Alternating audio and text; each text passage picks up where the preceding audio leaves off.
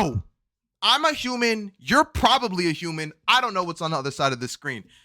There's been a period in time where sometimes it gets bad being a human. And do you wonder what that's like? No, I don't. Who want? Come on.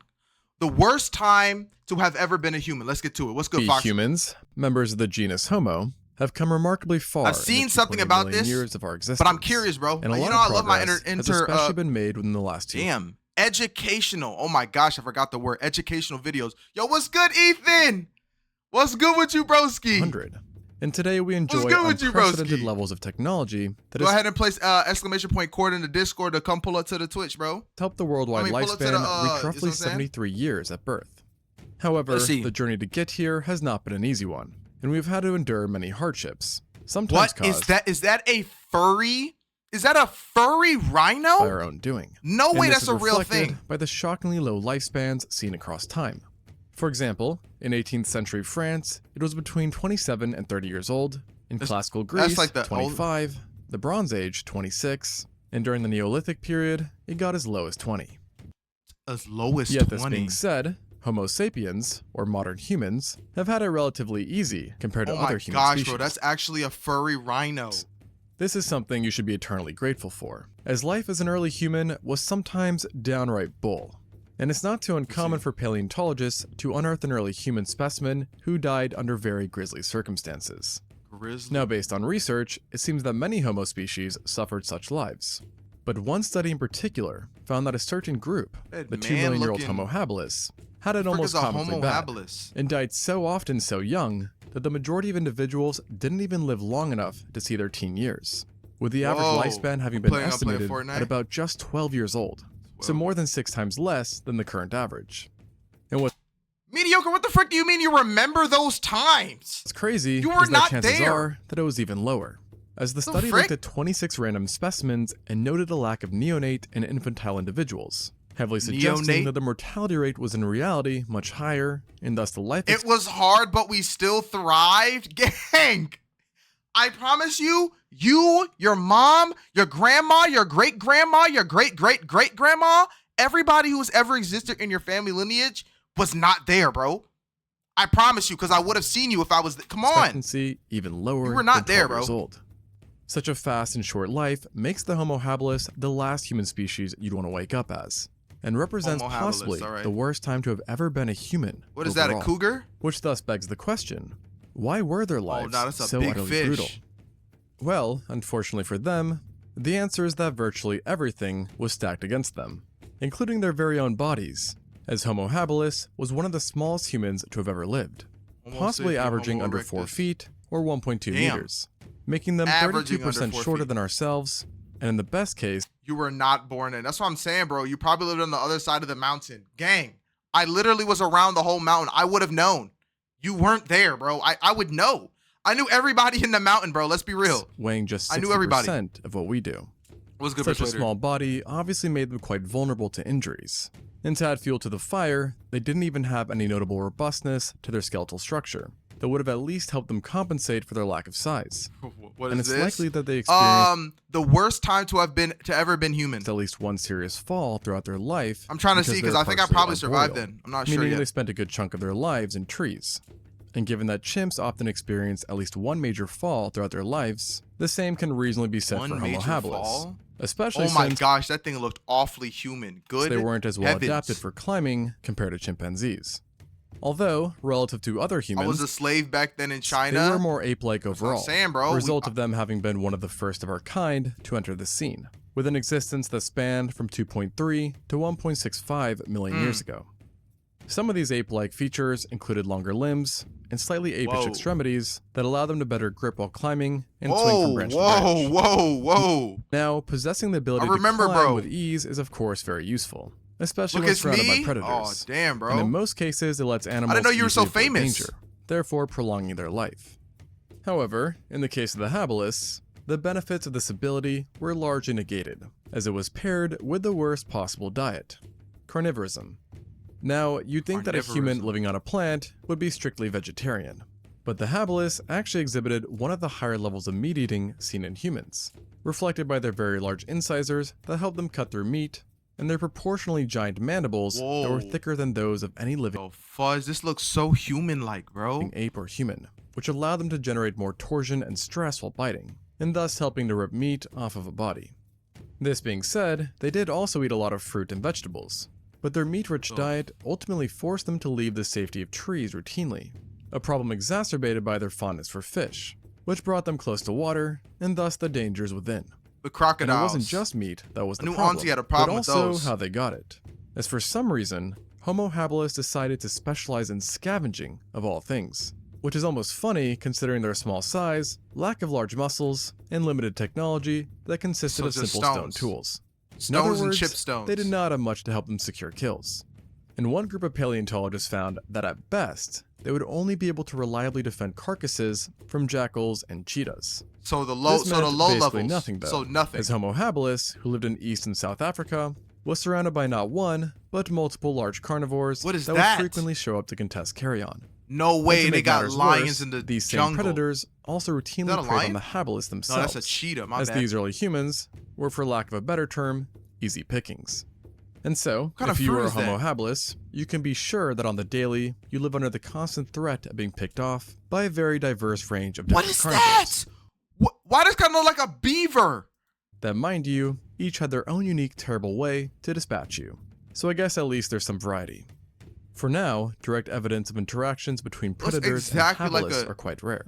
But when looking at time and general vicinity, over 30 potential predators have been identified, with large cats in particular having had a profound impact on destroying their lifespans. One of the most prevalent ones I'm not lurking gonna lie, going against a hippo is probably the scariest thing you can do. around would I'm have gonna been be the honest with you. Meganterion, a jaguar-sized saber-toothed cat that lived throughout Oh. Africa for the entire span of the habilis' existence. And despite being jaguar-shaped, it was more heavily built, and alarmingly had lower limbs that were actually lion-sized. These limbs possessed giant paws at the ends of them where razor-sharp recurved claws sat, just waiting to dig into the flesh of any unsuspecting Homo habilis. Once pinned, the habilis would then get to experience an array of sharp and serrated teeth, including two Dang. enlarged canines that would sink into their Where are throat, the teeth? Where are the teeth at? These Johns right here? severing major arteries and nerves, and fortunately leading to unconsciousness within seconds. However, Oh, unfortunately, there's also the chance that an unlucky victim would have had to experience the more rare, but much more terrifying killing method Whoa. of having its entire head virtually covered by Whoa. the attacking saber-toothed cat. And miraculously, this actually happened to a known human specimen. Bro, they got a big jaw. Like, how the jaw so with big, bro? puncture That look marks like a to its occipital 7. bone.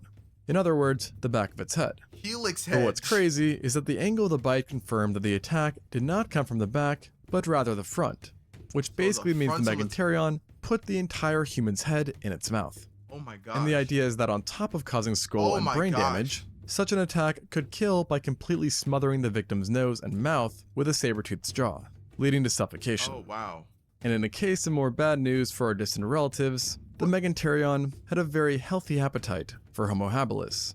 So much so, in fact, that it literally habilis. altered their carbon isotopic levels, which directly shows us that it was even more of a human killer than other animals that are associated with hunting primitive humans, such as the Dinofelis, which I Dino fellas. should also mention coexisted with Homo habilis and presumably hunted it as well.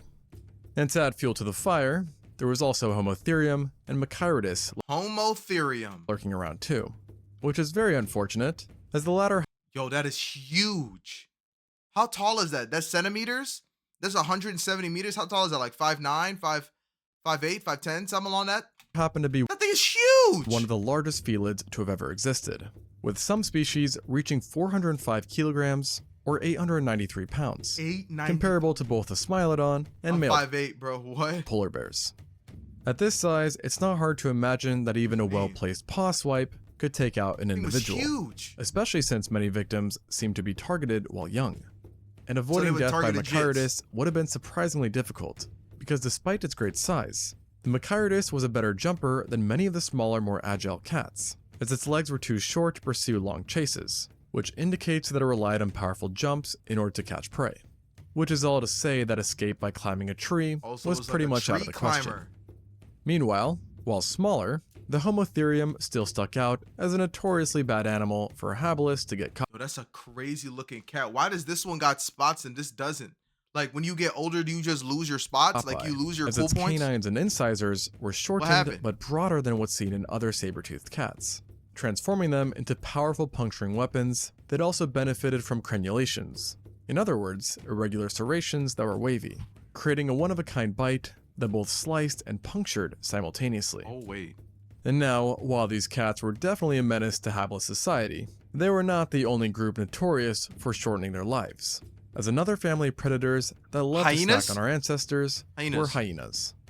Like the cats, there were also multiple different hyenas. Were they ever big? Were hyenas ever big, so they say? After hominins. But there were two that really stuck out, those being the Chasmoporthides and Pachycrocuta. Now, in typical unlucky hapless fashion, the Pachycrocuta happened to be one of the largest hyenas That of is all huge! That is huge! With specimens not only averaging the size of a lioness, but also possessing a bone-crushing bite that is likely one of the strongest pound-for-pound bites of any terrestrial mammal. This unusually powerful bite was also problematic not just because it would absolutely destroy you, but also because the ability to crack bones meant easy access to bone marrow, and thus it's likely that Pachycrocuta showed up to a lot of carcasses. Not a great thing for our scavenging body ancestor. number. And then when you add in the fact that Pachycrocuta likely hunted in packs, you suddenly have a whole serving and a half of death. And if caught, you'd also have to worry about the fact that in many situations, you're cooked. Hyenas Lil bro was cooked. He was like, no, he's runs. Prey alive, which is something that I at least personally would want to avoid. And this problem would have actually been worse with the Chasmoporthides, a smaller, yet in some ways scarier, kind of hyena. This was a member of an informal group of hyenas who are touted as being dog-like, meaning they are more gracile and nimble, likely prowling around in large packs. This more fragile size might sound like good news, but it really isn't. As small, but giant packs of dog-like hyenas eating you is definitely vastly more painful than getting one and done by a giant one. Facts. But the real because issue it's the pains coming from everywhere. Wasn't this aspect of the Chasmoporthides, but rather its limb construction, which reflected adaptations designed for extreme speed, bearing a strong resemblance fast and they to the were legs eating seen in humans. cheetahs, and thus leading to it being nicknamed the running or hunting hyena. The major problem with this is that Homo habilis, on the other hand, was not a very good runner, and at best could achieve a certain degree of endurance running.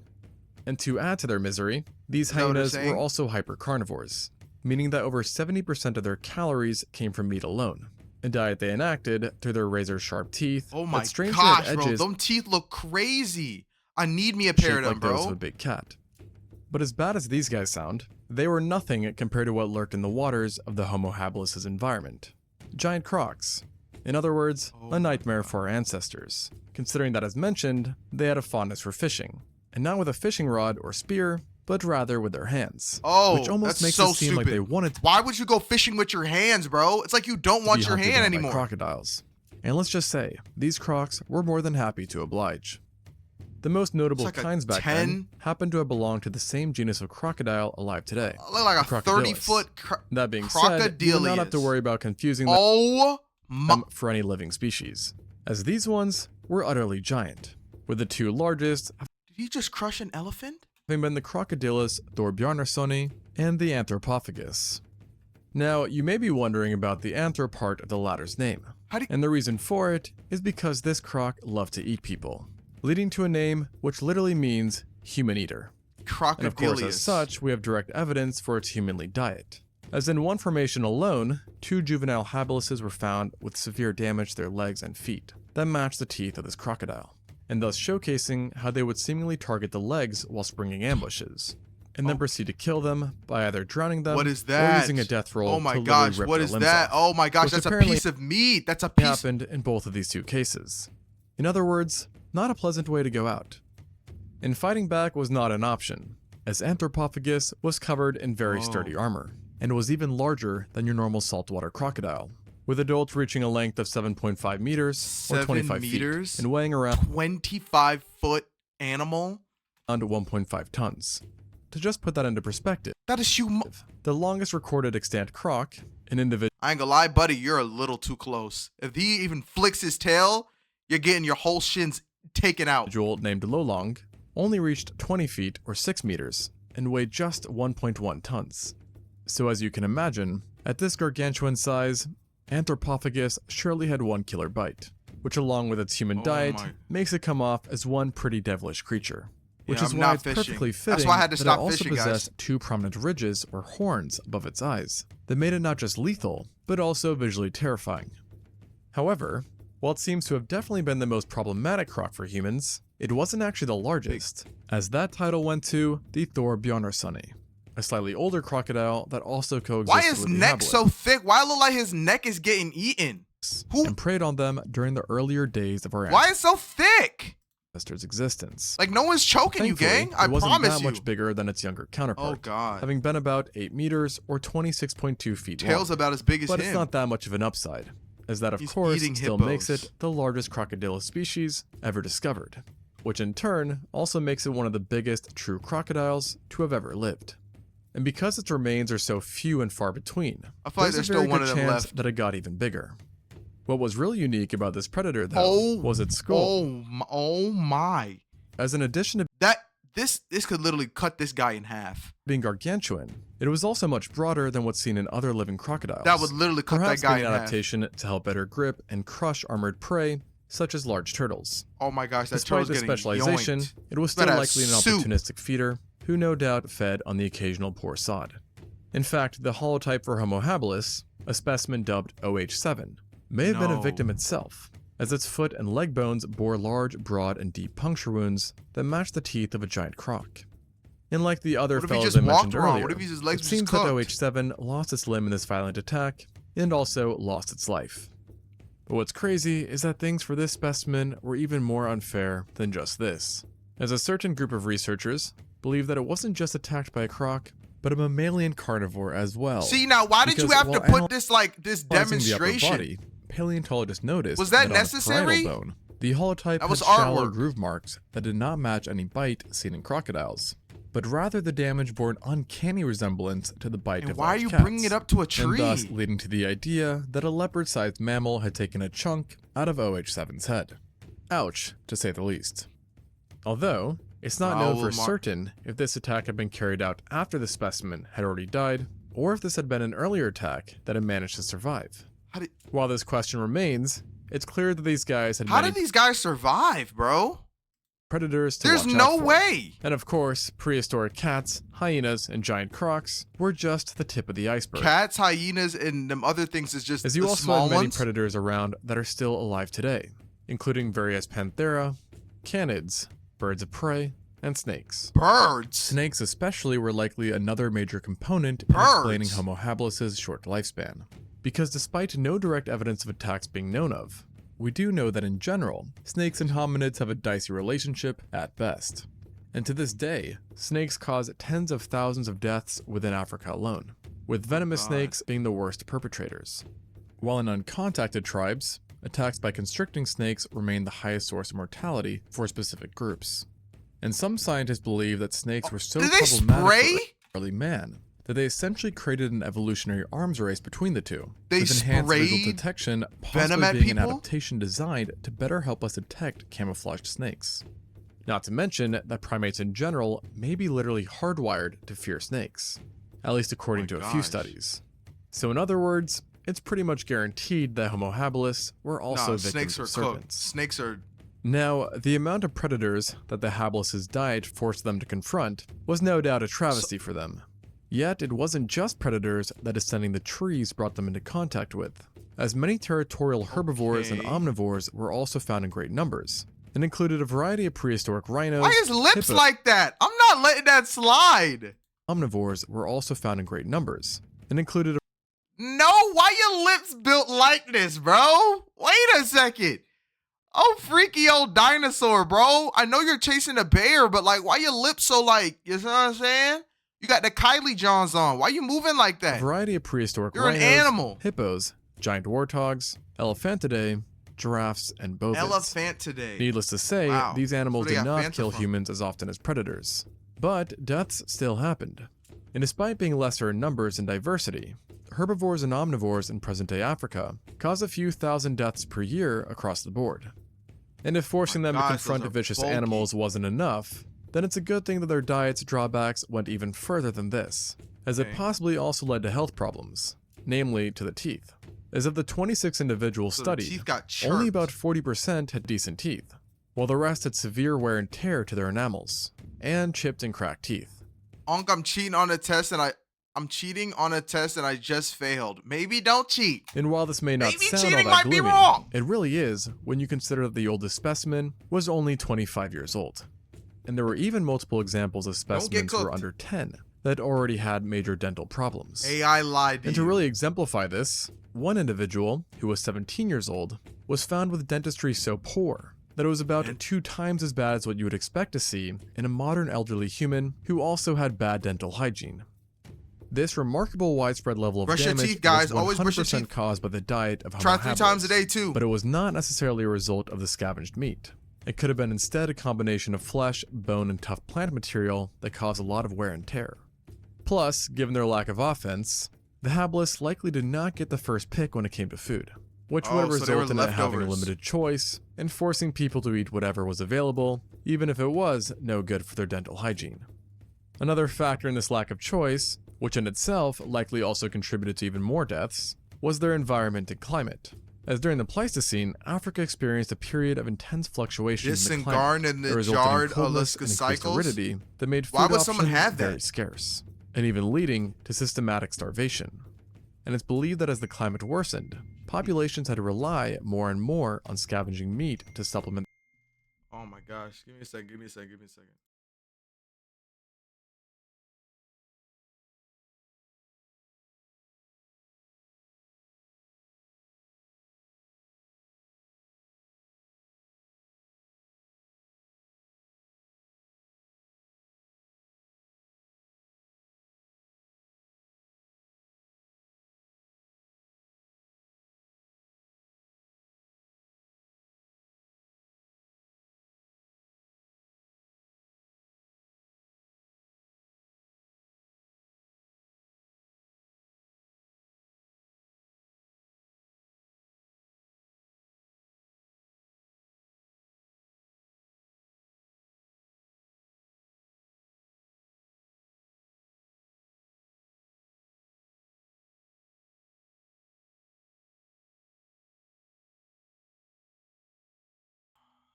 All right, let's get to it. Their caloric intake, Good heavens. which in turn led to y'all? again more deaths, as it brought them into contact with more predators, who also would have been more violent as they too felt the strains of a dying ecosystem.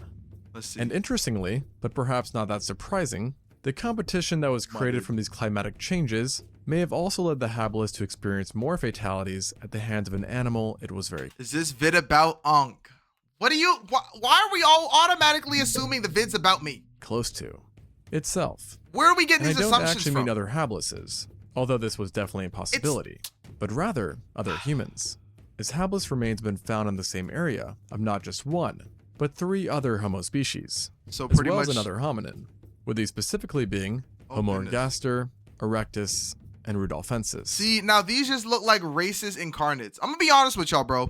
These just don't look like animals. These just look like racist, like depictions of black people. I'll be honest with you. And the paranthropic. There's no way you could tell me. There's no way you could tell me that these were like. Come on, bro. Let's keep it a buck, bro. Respectively. Guys, I got a hot victory royale. W's, we are aware bro. that interactions with these close relatives at least sometimes ended violently, as there is at least one known paranthropus specimen who was definitely killed by a habilis, possibly even becoming food for it. Now in this particular instance, the habilis managed to secure the dub. Yet with the other Homo species, it was likely at a severe disadvantage for a few reasons.